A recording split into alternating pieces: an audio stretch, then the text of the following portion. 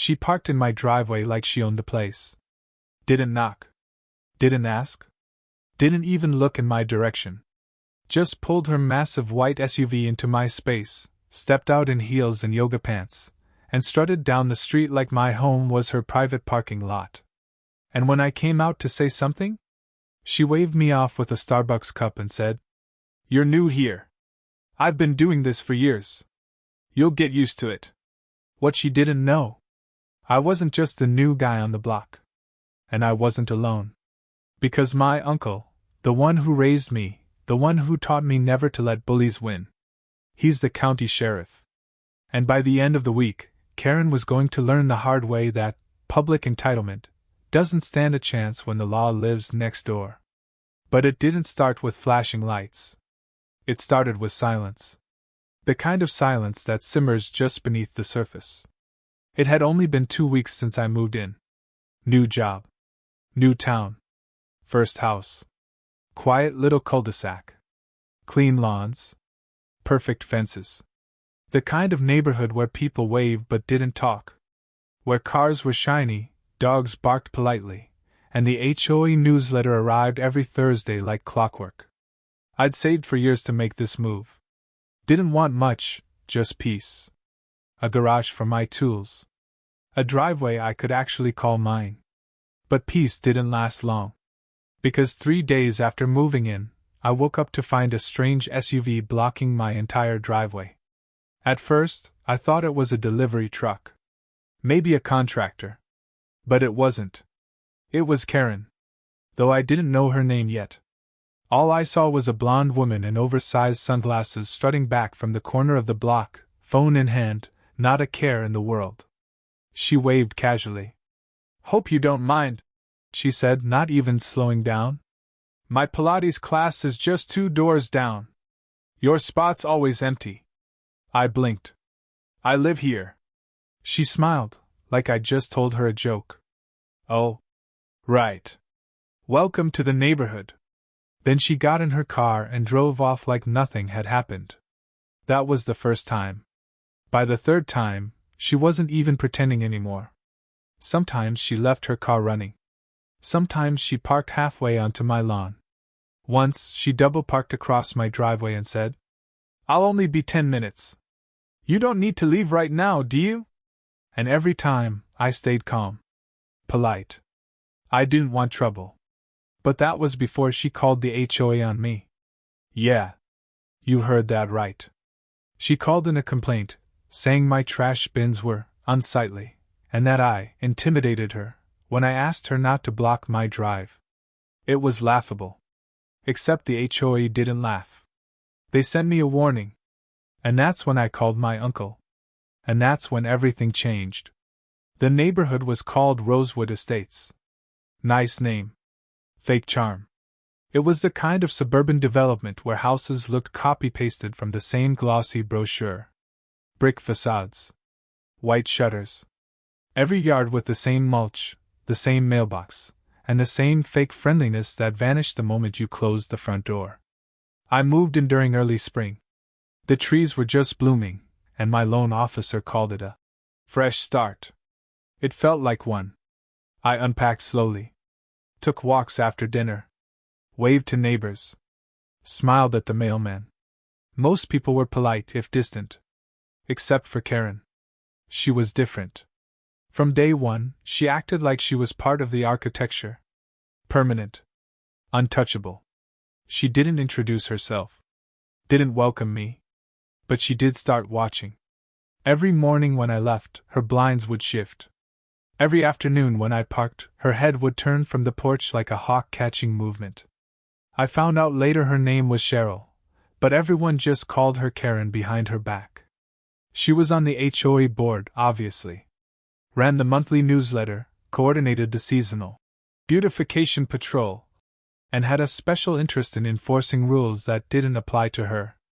Her house was 3 down from mine, right across from the yoga studio she swore by. But instead of using her own driveway, perfectly functional, wide open, she used mine. Because it was closer. Because it was easier. Because I was new, and she thought I'd stay quiet. The warning from the HOA stung more than I admitted. Not because I was guilty, but because she was the one who filed it. Karen had taken photos of my trash cans, timed down to the minute, and submitted a concerned neighbors report, claiming my bins were left out too long after collection. She included a bullet point list of infractions. I laughed at first. Then I realized she wasn't kidding. The HOA letter came with a $75 fine if not corrected in 10 days. And just like that, I knew what this was. Not a misunderstanding. Not a neighborly complaint. It was territorial warfare. That's when I called Uncle Roy. He'd always told me, "Call me if anyone messes with you in a small town. People get real brave when they think they know everybody." Roy wasn't just a sheriff. He was the sheriff. The badge, the boots, the attitude. 30 years in uniform. Raised me like a son after my parents passed. Taught me how to fix a radiator and file a proper complaint, same weekend. He lived 2 towns over but knew everybody in the county, including half the HOA board. He listened to the whole story over the phone, quiet, gruff breathing on the other end. Then he said 5 words.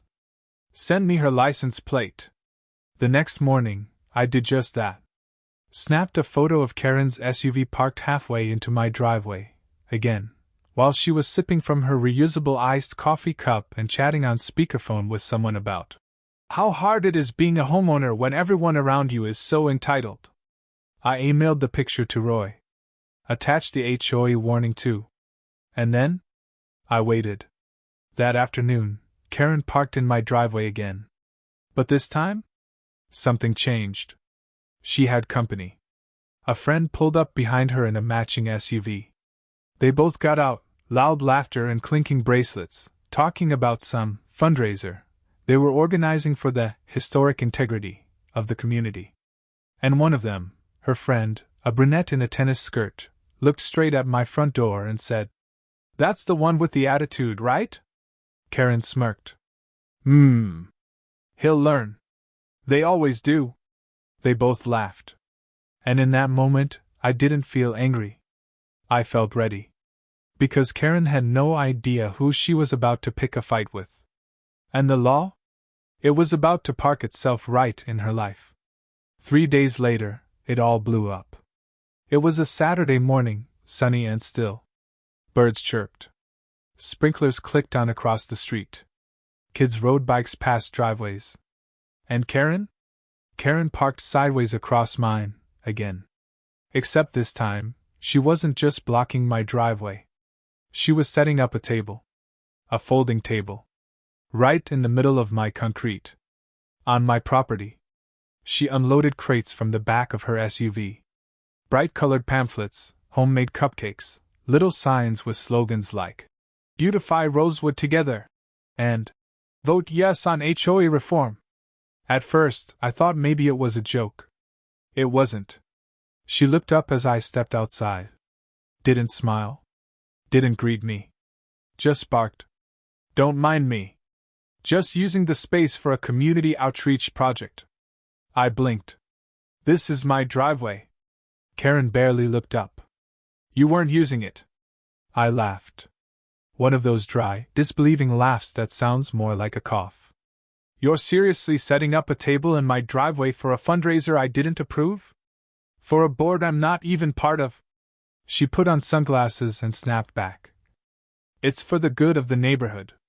And technically this edge overlaps city easement. You can't stop me." She pointed at the curb like that somehow gave her squatter's rights to my entire driveway. That was it.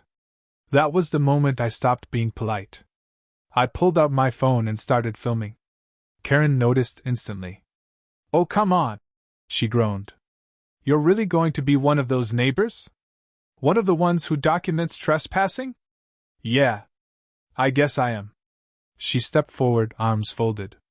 "You want to escalate this?" "No," I said. "I want you to leave my property. You new people are so aggressive." She actually said that. Like I was the problem. Meanwhile, she was serving lemonade on the spot where I usually parked my car. As more neighbors walked by, Karen started handing out flyers.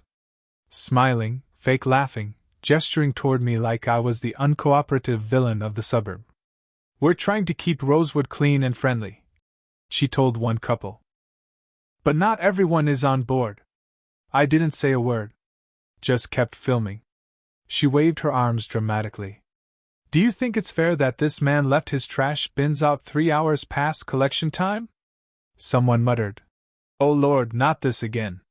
And Karen turned, fuming. "We have rules, people."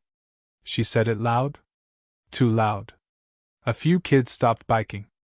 A woman walking her dog gave her the side eye and kept going. That's when my phone buzzed. "Uncle Roy." Text message.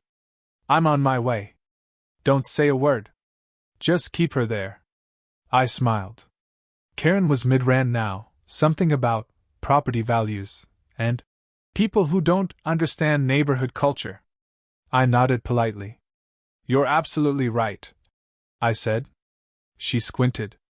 Suspicious. "Wait. Are you recording this?" "Of course. You can't." "Actually, I can. And I have been. This whole time." She turned red. Marched over. Got within inches of my face. "You think anyone's gonna care about your little video?" I didn't answer. Because that's when I heard it. The unmistakable sound of a county-issued Dodge Charger pulling up to the curb. Karen turned. The color drained from her face. Out stepped a tall man in uniform. Hat. Badge. Authority in every step. Sheriff Roy Maddox. "My uncle." Karen's voice dropped an octave. "Officer, I'm so glad you're here. This man has been harassing me, filming me." Roy cut her off. "Ma'am. Step away from my nephew." She blinked. "You're what?" Roy walked up, eyes never leaving hers. "This man right here is family. And you're currently trespassing on his private property." Karen stammered. I was told this area was public easement." Roy pointed to the pavement. "The easement ends there," he said. "You're 6 feet over. And that table? On private land. So is your car." She looked like she'd swallowed a lemon whole. Roy crossed his arms. "Would you like to be cited for trespassing and unauthorized use of private property? Or would you like to pack up and leave peacefully?" Karen's voice cracked. "I didn't know." "That's funny," Roy said. "Because this isn't your first time parking here, is it?" Her mouth opened. No words came out. "We've got footage. Witnesses. And enough complaints to make this an official issue." Karen backed up. Started folding her table. Shaking. "I'm just trying to help the community." Roy didn't smile. "The community's fine. It's you who's the problem." Karen folded her table with trembling hands. Gone was the smug smirk. The faux confidence. The condescending tone. She moved like someone trying to rewind time, quiet, careful, hoping no one was watching. But everyone was. Neighbors had gathered on driveways. Phones were still up. The teenage girl from across the street was live-streaming the whole thing. And just when Karen thought the worst was over, Sheriff Roy pulled out his phone. He tapped the screen a few times, then looked at her. "Just so you're aware, ma'am, this entire incident, trespassing, verbal harassment, misuse of private property, has been recorded on multiple devices. And your behavior is now part of an official report." Karen's head snapped up. "You're filing a report?" "I don't play favorites," Roy replied. "Not even in my nephew's neighborhood." Karen took a shaky breath. "Can't we just let it go?" Roy tilted his head. "You filed a false complaint to the HOA. Harassed a resident. Blocked access to private property. And publicly insulted multiple people, on camera." "It wasn't harassment," she snapped. "I didn't touch anyone." Roy didn't blink. "It doesn't have to be physical to be a crime, ma'am. And if I were you, I'd stop talking before you say something else that ends up on a record." She stood frozen for a moment. Then, slowly, she started gathering the rest of her things. Cupcakes. Crates. Flyers. One flyer blew away in the wind and landed in the gutter. She chased it down like it was the last shred of her dignity. I stayed silent the whole time. Just watched. Because I didn't need to say anything. Not anymore. The law had spoken for me. Later that night, I got an email from the HOA. Subject line: Formal apology and HOA policy violation review. Apparently, Sheriff Roy had forwarded them everything. Video. Photos. His report. But he didn't stop there. He also sent it to the local news blog that covered neighborhood stories. The headline the next morning? HOA board member caught using neighbor's driveway for private events, sheriff steps in. Karen's picture, caught mid-gesture with her sunglasses halfway down her nose, was right there on the front page. The article didn't use her last name. But everyone in Rosewood knew exactly who it was. By noon, the HOA issued a statement. Rosewood Estates Homeowners Association does not condone any behavior that disrespects residents or misuses private property. A full ethics review is underway, and board member Cheryl K. has voluntarily stepped down until further notice. Voluntarily? Please. She was pushed. Neighbors started knocking on my door. Some to apologize. Some to thank me. One elderly man brought over banana bread and said, "I've wanted to say something for years, son. Glad someone finally did." Another woman whispered, "She parked in my spot for 2 years. Said my mailbox was too far." Karen hadn't just crossed a line. She'd burned a bridge with the entire block. But the best part? Roy filed an official civil citation, a $250 fine for misuse of private property. And because it was part of a documented pattern, she was placed on neighborhood watch status, meaning any further complaint involving her behavior would be escalated immediately to the sheriff's office. No more warnings. No more excuses. Karen had gone from untouchable queen bee of the cul-de-sac to a cautionary tale. And she knew it. She stopped walking the block. Stopped talking at HOA meetings. Her SUV? Parked in her own driveway now. Every single day. Funny how fast entitlement evaporates when it's staring down a badge. By the end of the week, it wasn't just Karen who had a wake-up call. It was the entire HOA. The incident sparked a flood of complaints, people finally speaking up about years of passive-aggressive warnings, surprise fines, and shady decisions made behind closed doors. Apparently, Karen had been on the HOA board for 6 years. 6 years of parking wherever she wanted. 6 years of using aesthetics violations to target new residents, renters, and anyone who didn't bow to her suburban throne. But now, that throne was crumbling. The board called an emergency meeting. This time, it wasn't held at the country club or behind someone's gated patio. It was public. In the community center. With folding chairs. And a microphone. And over 60 residents in attendance. People brought screenshots, letters, and photos. They shared stories that sounded all too familiar. Karen threatening fines for a child's lemonade stand. Karen demanding someone take down a pride flag from a porch. Karen telling a new couple they weren't a good fit for Rosewood. And then came my story. Roy showed up in uniform, by request, and calmly explained what happened. He didn't embellish. Didn't get emotional. He let the footage do the talking.